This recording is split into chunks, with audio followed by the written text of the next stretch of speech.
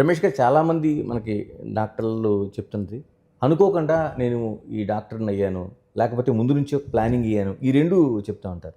మీ లైఫ్లో అంటే చదువు దగ్గర నుంచి కుటుంబ నేపథ్యం ఎలాగ ముందు నుంచి డాక్టర్ అవ్వాలని ఒక ఆ దృక్పథంతోనే ఆ ఆకాంక్షతో వచ్చారా? మాకు కుటుంబ నేపథ్యం అస్సలు లేదండి. మాది ఒక పల్లెటూరు నెల్లూరు జిల్లాలో ఆత్మకూరు పక్కన. సో, మా నాన్న ఒక విలేజ్ లెవెల్ పొలిటీషియన్, మండల్ లెవెల్‌లో పొలిటీషియన్ అనమాట. ఆ కాలంలో పొలిటీషియన్ అంటే మామూలుగా ఊర్లో అందరికి సహాయం చేసే పొలిటీషియన్ అనమాట. కాకపోతే ఏంటంటే so, he wanted to educate his children. Okay. దానిలో ఆ క్రమంలో ఏందంటే మా మా బ్రదర్ రవీంద్రనాథ్ డాక్టర్ అయినాడు. తర్వాత నేను, మా తమ్ముడు ఇంజినీర్ అయినాడు. హ్మ్. సో, నాకు పెద్ద అది గైడెన్స్ అవసరం లేకుండా పోయింది. మా అన్న 6 ఏళ్ల ముందు ఆయన ఆల్రెడీ మెడిసిన్ చేస్తున్నాడు కాబట్టి, ఆ గైడెన్స్ అనేది ఎప్పుడు ఉన్నది. ఓకే. కాకుంటే నాకే I was not sure medicine చదవాలా లేకుంటే ఏదైనా చదవాలా. నా ఒపీనియన్ అప్పుడు ఏంటంటే స్ట్రాంగ్‌గా ఏదో ఎంఎస్సీ చేసేసి, హ్మ్. లెక్చరర్‌గా వచ్చేసి, హ్మ్. అప్పుడే ఈ ప్రాబల్యం రత్నం కాలేజీ, నారాయణ కాలేజీ అప్పుడే మొదలైననమాట. అంటే అవన్నీ మా కళ్ళ ముందు మొదలైనవి. మేమంతా ఒకే వీధిలో ఉండేవాళ్ళం. హ్మ్. నారాయణ గారు, కేవీ రత్నం గారు వీళ్ళంతా మేమంతా ఒక వీధిలో ఉండేవాళ్ళం అనమాట. సో, బాగా క్లోజ్‌గా ఉండేవాళ్ళం. సో, నేను వీళ్ళలాగా ఒక లెక్చరర్ అయిపోయి ఏదో చేసుకోవచ్చు కదా అనుకుంటున్నాను. టీచర్ ప్రొఫెషన్లోకి వచ్చి. టీచింగ్‌లోకి వచ్చి. అప్పుడు మా అన్న లేదు బికమ్ ఎ డాక్టర్ అని చెప్పి మెడిసిన్ ఎంట్రన్స్ రాస్తే సీట్ వచ్చింది. తిరుపతిలో మెడిసిన్ చేశాను. అలా మొదలైంది మా మెడిసిన్ అది. సో, మా నాన్నగారు స్ట్రాంగ్‌గా ఎడ్యుకేటెడ్. ఓ పక్కన మా మా మా మేనమామలు హ్మ్. వీళ్ళు ల్యాంక్ గ్రూప్. వాళ్ళందరూ ఏంటంటే బిజినెస్ మీద ఫోకస్ చేశారు. మా నాన్న తరచుగా వాళ్ళతో చెప్తుండేవాళ్ళు. సో, మీరు బిజినెస్ మీద ఫోకస్ చేస్తున్నారు. నేను నా పిల్లల్ని ఎడ్యుకేషన్ మీద మరలిస్తాను. So, that is the only way forward for me. Educate my children. So, Saraswati అనేది శాశ్వతంగా ఉంటుంది. లక్ష్మి అనేది చంచలంగా ఉంటుంది. సో, నేను సరస్వతి వైపు మొగ్గుతానని చెప్పి చాలా ఫ్రీక్వెంట్‌గా చెప్తుండే ఆ పదం. హ్మ్. సరస్వతి చాలా ఇంపార్టెంట్ రా. లక్ష్మి వస్తుంటుంది, పోతుంటుందని. సో, అలా ఎడ్యుకేట్ చేశాడు. సరే, ఏ ఆర్గనైజేషన్ కూడాని అంత స్మూత్‌గా జరగదు.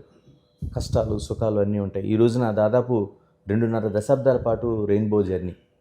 చిన్న విషయం కాదు. 25 సంవత్సరాలు పూర్తి చేసుకొని వెళ్తున్న జర్నీ. ఇంత ప్లానింగ్ చేసుకున్నప్పుడు మధ్యలో ఒకసారి ఎక్కడో డ్రాప్ అయ్యి అసలు ఈ రెయిన్బోని డ్రాప్ చేయాలన్న ఆలోచన కూడా వచ్చిందని అంటారు. ఎందుకండి అంత అంత స్ట్రగుల్ ఏమొచ్చింది? అస్సలు ఎప్పుడూ లేదండి. అంటే డ్రాప్ చేయాలనేది లేదు. ఫస్ట్ 3 ఏళ్ళు మాత్రం మాకు అంటే మేమేదో చాలా ఫ్యాసినేట్‌గా ఒక హాస్పిటల్ పెట్టాలనుకున్నాం గానీ, హ్మ్. ఇది ఒక బిజినెస్ అని మాకు తెలీదు నిజంగా. ఓకే. సో, అలా మొదలెట్టినప్పుడు ఫస్ట్‌లో ఏందంటే, బికాజ్ మేము ఆల్మోస్ట్ ఆ రోజుల్లో 5,00,00,000 ఇన్వెస్ట్ చేశాం. కొంత బ్యాంక్ లోన్ చేసాం దాదాపు 2,00,00,000. అది కొండంత అవుతుంది. హ్మ్. సో, ఫస్ట్‌లో మేమే కొత్త. కాన్సెప్ట్ కొత్త. సడెన్‌గా జనాలు రారు కదా! హ్మ్. పిల్లల్ని తీసుకొని అంత చిల్డ్రన్స్ హాస్పిటల్ అంటే. So, it takes time. మనం టైం తీసుకుంది ఒక 3 ఏళ్ళు. ఆ 3 ఏళ్ల టైంలో చాలా బాధపడ్డాం.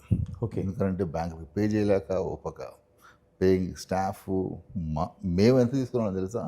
నేను లండన్‌లో ఉన్నప్పుడు నాకు ఒక 3,500 పౌండ్లు వచ్చాయి. ఓకే.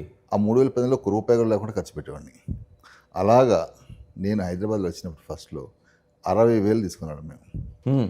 ఆ 60,000 ఏందంటే నాకు కనీసం నా ఇంటికి, మా పిల్లోడికి ఎడ్యుకేషన్ కూడా సరిపోదనమాట. అంతే కదండి. అంటే we are investing in ourselves to survive. Hmm. So, hospital నుంచి డబ్బులు మాకు అది కాదు. అంటే నామినల్‌గా జీతాలు తీసుకున్నాను అంతేగాని, అలా 5 ఏళ్ళు అలాగే తీసుకున్నాం. ఆ 5 ఏళ్లలో మేము కొంత అప్పులు తీసుకున్నాం, కొంత ఫ్యామిలీ సపోర్ట్ చేసింది. అలా సపోర్ట్ చేయగలిగితే మేము బతికాం. సో, కాకుండా ఏంటంటే అస్సలు కన్విక్షన్ అనేది పని చేయడం అనేది మాత్రం చాలా బాగా పనిచేసాం. అంటే నేనే కాదు మా కొలీగ్స్ అందరం కొన్ని దాదాపు 15 రోజులులో నెలలో 15 రోజులు మేము ఆల్మోస్ట్ అందరం హాస్పిటల్‌లో ఉండేవాళ్ళం నైట్ కూడా. ఓకే. అలా ఉండడం ఒక 5, 6 గంటలు నిద్ర తప్పితే మిగిలిన టైం అంతా హాస్పిటల్‌లోనే ఉండేవాళ్ళం. ఒక 6 చైల్డ్ ఉంటే అందరం ఉండేవాళ్ళం. అలా పనిచేయడం. సో, ఇలా పని చేసినప్పుడు న్యాచురల్‌గా ఏందంటే we started saving very very sick children. Okay. అప్పుడు ఇంకా గుర్తుంది నాకు. ఒక మన వినోద్ కుమార్ గారని అప్పుడు న్యాయ పోరాటంలో ఒక సినిమాలో పొడవుగా ఉంటాడు ఆ! డాక్టర్. అవును. వినోద్ కుమార్. ఆ! అవును. వాళ్ళ అబ్బాయికి సీరియస్ హార్ట్ కండిషన్ ఉంది. హ్మ్. ఎర్లీ మార్నింగ్ 4:00 నాకు కాల్ వచ్చింది. ఎళ్లి అర్జెంట్‌గా పోయి బేబీని ఆ బేబీ చూస్తే ఏందంటే హార్ట్ స్విచ్ ఇది ఇది టీజీఐ అని ఉంటుందన్నమాట. రైట్ చేంబర్, లెఫ్ట్ చేంబర్ డిఫరెంట్‌గా ఉన్నది. తీసుకొచ్చి దానికి ఒక ఇంపార్టెంట్ క్రిటికల్ మెడిసిన్ ఇచ్చేసి, తర్వాత మనం ఇది చేసాం. తర్వాత గోపిచంద్ గారు ఓ 3 డేస్ బేబీకి ఆపరేట్ చేసేసాడు.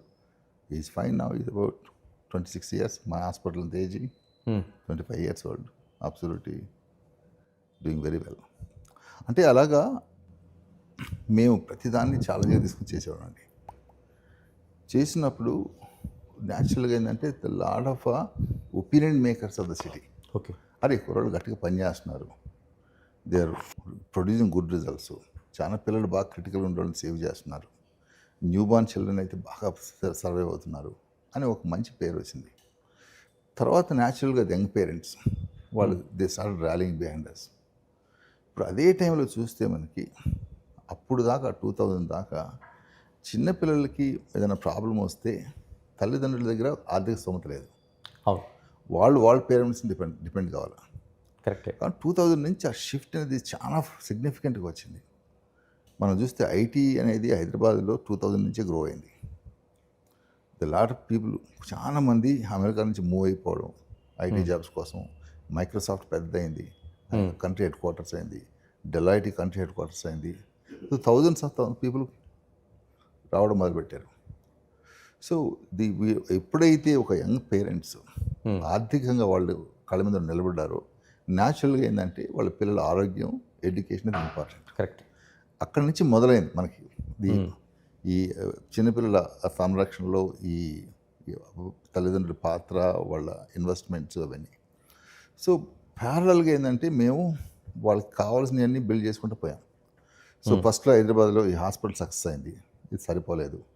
తర్వాత ఎక్స్పాండ్ చేసినప్పుడు అది కూడా సరిపోలేదు. తర్వాత స్పోక్స్ చేయడం మొదలుపెట్టాము. ఇవన్నీ ఏదో మేము బిజినెస్ మోడల్ వేయలేదు.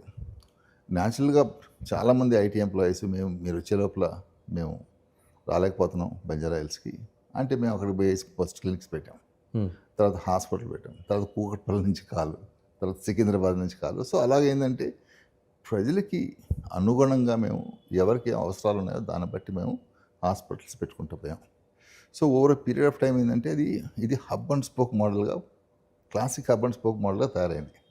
దాన్ని చాలామంది ఏంటంటే హబ్ అండ్ స్పోక్ మోడల్ని క్రియేట్ ఇది ఇట్స్ అ బిజినెస్ మోడల్ అని చెప్పి ఇప్పుడు అనుకుంటాం.